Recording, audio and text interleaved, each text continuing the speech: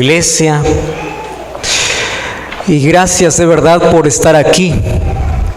Su presencia significa mucho en esta semana especial. Y tengo la alegría de aquí, yo estuve escuchando que hay muchas personas que están visitando, hay familias que están visitando la iglesia. Y hoy quiero comenzar diciendo que aquí en la casa de Dios no existen visitas, todos somos familia. Y esta es una familia que se prepara para la eternidad. Y si tú ya entraste, porque Dios ya te trajo a su familia. Y este es el lugar donde tú nunca debes salir. No porque la iglesia salve, sino porque Hechos 2:47 dice que la iglesia es el lugar donde Dios reúne a todos los que van a ser salvos. Y eso nos da tanta satisfacción. Quiero saludar aquí, sé que está en medio de nosotros también un pastor, Pastor Miguel Monsalvo. Él es un pastor de la iglesia de Amor, Familia y Comunidad. Yo no sé dónde está él. Bienvenido, qué bueno. Gracias por estar aquí. Y todos los que están aquí, voy a saludarlos al final, les voy a abrazar. Vale la pena este tiempo invertido para Dios. Saludo a aquellos amigos que están siguiendo la transmisión a través de las redes sociales. Grande abrazo también para ti, mi cariño. Gracias por acompañarnos en esa transmisión. Gracias a Dios porque los medios de comunicación hoy nos permiten alcanzar en todo el mundo desde un lugar. Y el Evangelio vuela y tiene que predicarse el Evangelio en todo el mundo, dijo Jesús, y entonces vendrá el fin. Estamos en una serie especial hablando sobre el libro de Daniel. Ya comenzamos aquí hablando sobre un gran conflicto que es el tema que aborda Daniel desde el primer capítulo. Y ya hablamos aquí de que en este conflicto, en esta guerra entre dos poderes, existe mucho dolor, hay sufrimiento. Y hay un dolor que nosotros no podemos explicar, solo tenemos que aceptar que Dios en su soberanía lo permite.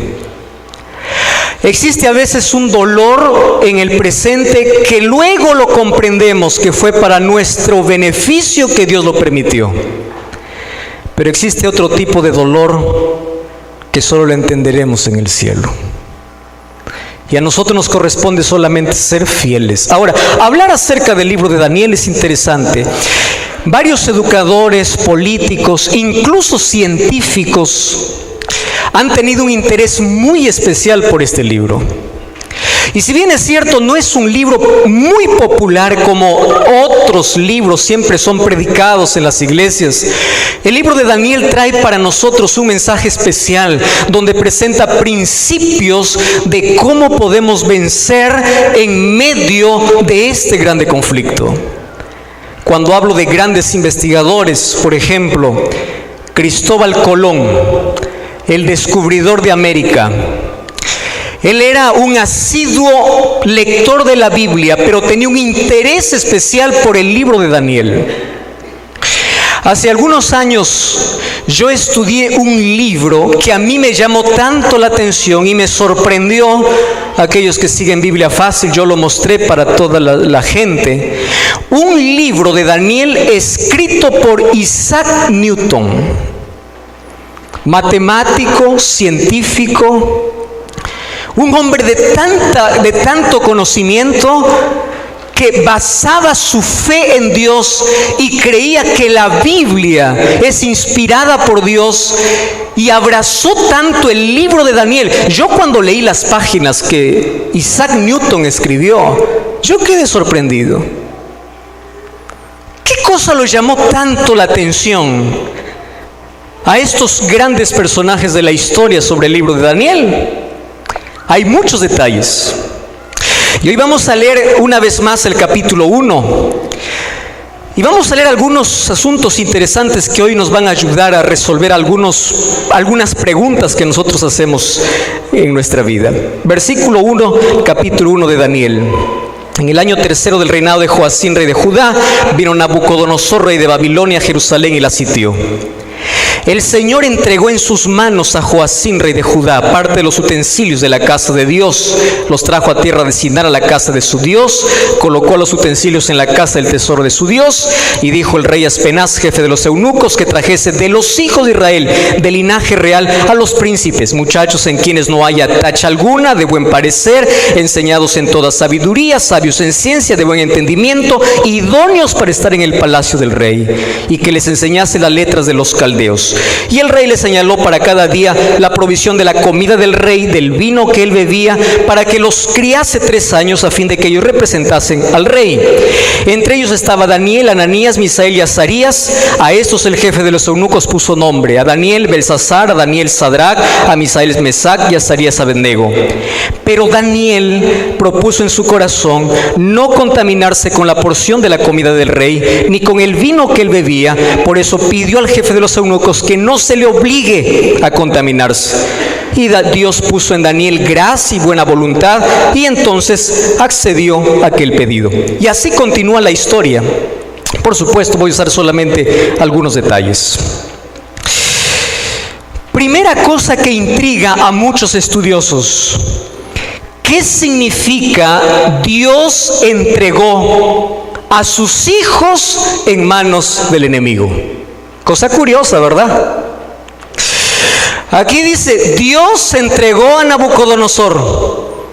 Entonces ahí viene la pregunta: ¿nosotros tenemos un Dios vengativo, un Dios que cuando tú no lo obedeces, Él es capaz de colocar maldición en la vida? No. Lamentablemente, el concepto de un Dios vengativo y un Dios que está dispuesto a castigar es tan antigua y es tan popular, incluso en nuestras conversaciones. Les voy a hacer aquí algunos ejemplos. Vamos a imaginar que mañana sales temprano de casa para el trabajo. Y allí, cuando estás llegando para el trabajo, tú allá haces una maniobra en el auto y chocas contra un poste o contra otro taxi. ¿Qué cosa sucede? Lo primero que tú piensas es: ¿qué está pasando conmigo? O tú empiezas a pensar y decir: ¿cómo está mi vida? O Dios me está castigando, o Dios no está conmigo. Son cosas internas que el ser humano tiene. Lo más simple de explicar eso, por ejemplo, es cuando las madres se sientan allí para dar de comer a los hijos, y los hijos no quieren comer. ¿Qué cosa le dice? Dios está mirando, ¿verdad? Dios se va a molestar. Y los niños crecen con la idea de que yo, si me porto mal, tengo que ser castigado. Crecemos así. Es por eso que cuando nos va alguna cosa mal en la vida, nuestro primer pensamiento va a Dios diciendo: ¿en qué fallé? Eso es lo que reclamamos. ¿Por qué a mí? ¿Por qué le decimos por qué a mí? Porque nosotros revisamos nuestra vida y pensamos que no merecemos sufrir. Correcto. Sin embargo, yo ya les dije en un tema anterior, el sufrimiento en este mundo es para todos. La manera como encaramos hace la diferencia de aquel que tiene a Cristo y de aquel que no tiene. ¿Qué significa Dios entregó? Dios entregó significa lo siguiente: el pueblo de Judá, la tribu de Judá, se rebeló contra Dios. Presten atención. Mientras tú eres obediente a Dios y te tomas del brazo de Dios, Dios siempre te protege. Su protección no significa que no te va a llegar el mal. Su protección significa fortaleza y confianza en las mayores crisis de la vida. Ahora, cuando dice Dios entregó, está diciendo Dios quitó su protección, pero no porque Dios quería quitar su protección, sino que Él respeta nuestra libertad. Y cuando el ser humano le dice a Dios: yo no quiero nada contigo, Dios continúa amándote, Dios continúa llamándote, Dios va a continuar queriendo conquistarte, pero Él va a respetar tu voluntad, tu libertad para elegir. Entonces, quitó la muralla de protección. ¿Y quién vino? Vino Nabucodonosor. ¿Quién era Nabucodonosor? Nabucodonosor, para el año 608, aún no era el rey de Babilonia. Nabucodonosor era el hijo del rey que estaba en Babilonia. ¿Cómo se llamaba el papá? Se llamaba Nabopolassar.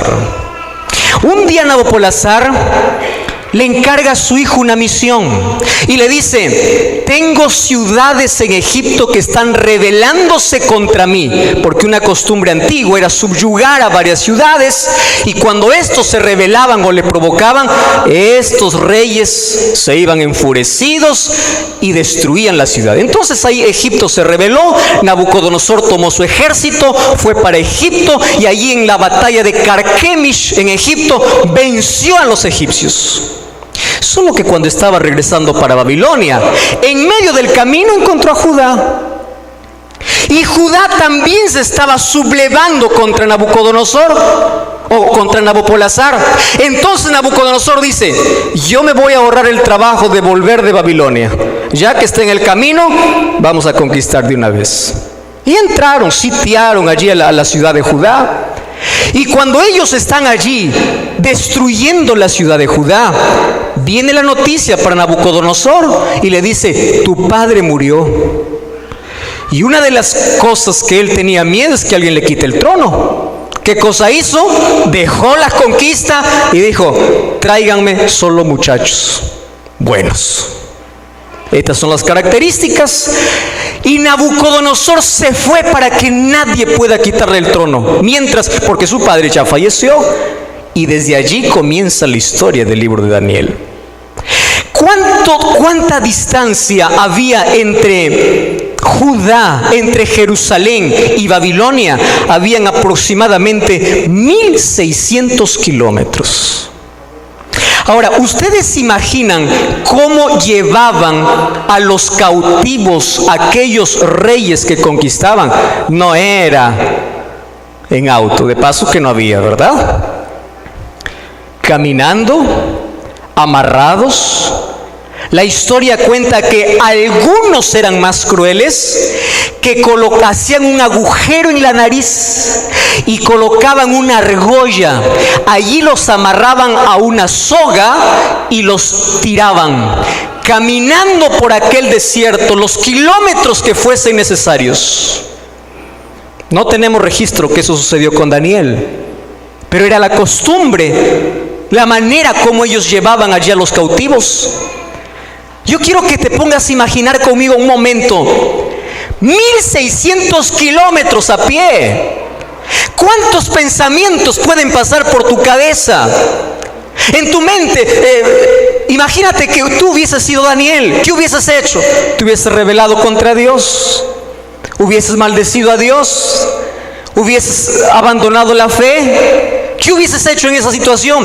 Mas Daniel, los 1600 kilómetros de sudor, de sangre, llegan estos cuatro, y cuando estos cuatro ingresan, todo el mundo se pone de pie, pero no porque quieren honrar a esos cuatro, sino porque quieren burlarse de esos cuatro y alabar a sus dioses, diciendo: vencimos al Dios de Israel, vencimos a Jerusalén. Miren, ¿dónde está ese Dios? Nuestros dioses son más poderosos. Oh Marduk, tú eres más poderoso que aquel Dios de Israel. ¿Qué harías tú? Piensa una cosa. Una vez más Satanás trabajando con la mente. Imagínate entrar a ese salón de fiesta, adoración a sus dioses. Ahí está Daniel y los cuatro agachados. Imagina las burlas y un soldado diciendo: hey Daniel, ¿no que tu Dios era más poderoso? ¿Dónde está tu Dios? ¿Acaso no es lo mismo que ustedes se enfrentan en el día a día? ¿No que tú eres un cristiano? ¿Por qué estás enfermo? ¿Por qué Dios no hace un milagro? ¿Por qué te quedaste sin empleo? ¿Acaso tu Dios no puede darte un empleo? ¿Por qué tu hijo murió en un accidente? ¿Dónde está Dios que no lo cuidó?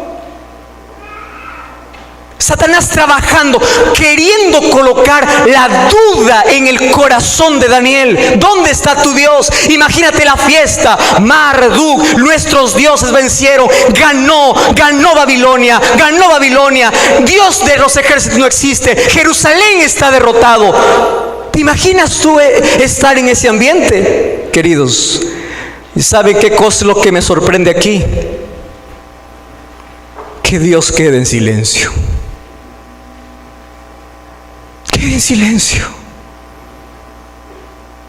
Alguna vez en la vida la gente te va a encarar, se va a burlar en tu cara diciendo: vale la pena ser cristiano, yo tengo más dinero que tú, yo tengo más comodidad que tú, yo soy mejor que tú, yo alcancé mayores cosas que tú.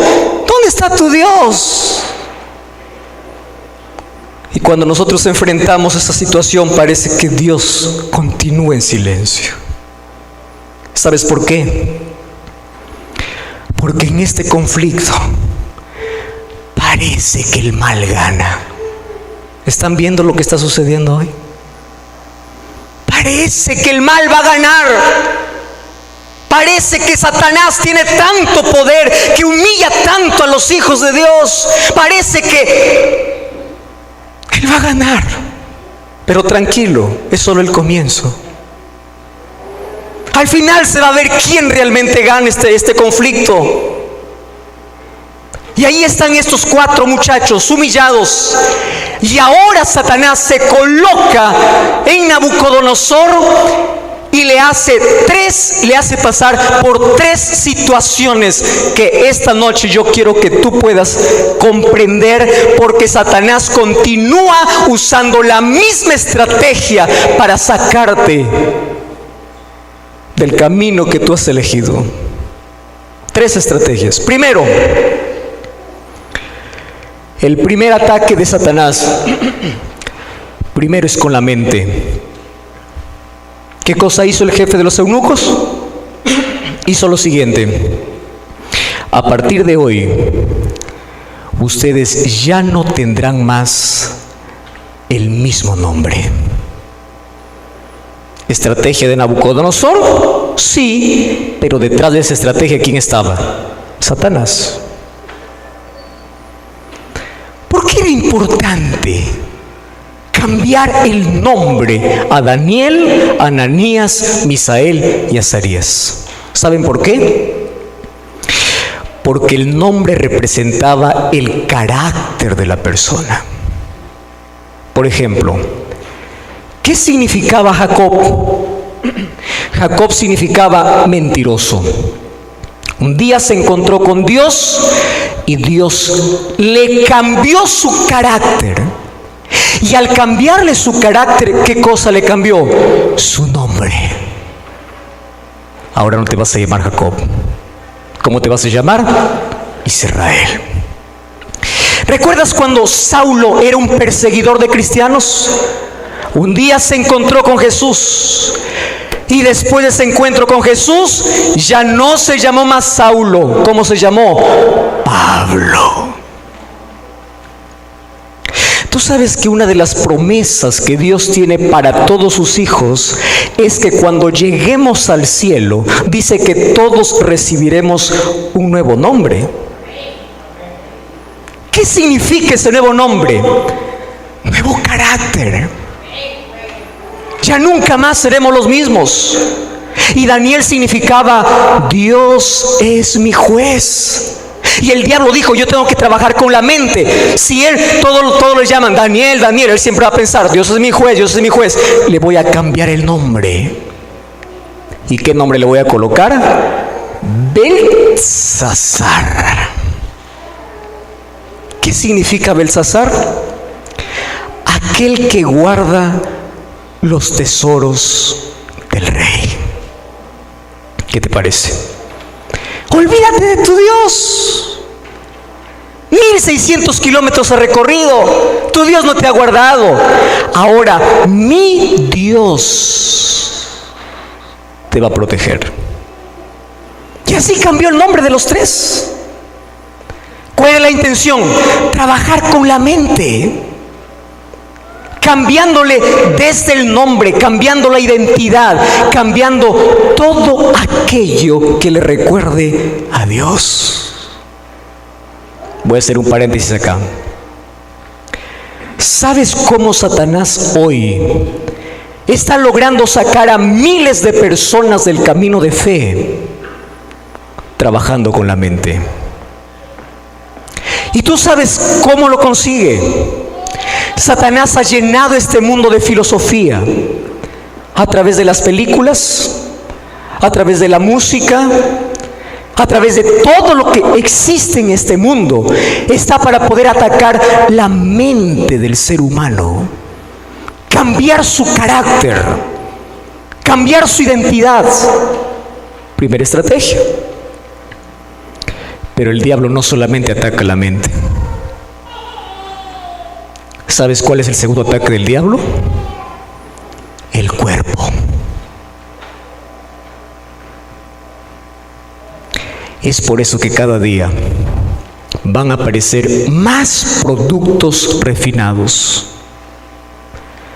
Cada vez va a aparecer más comida artificial en lugar de comida natural.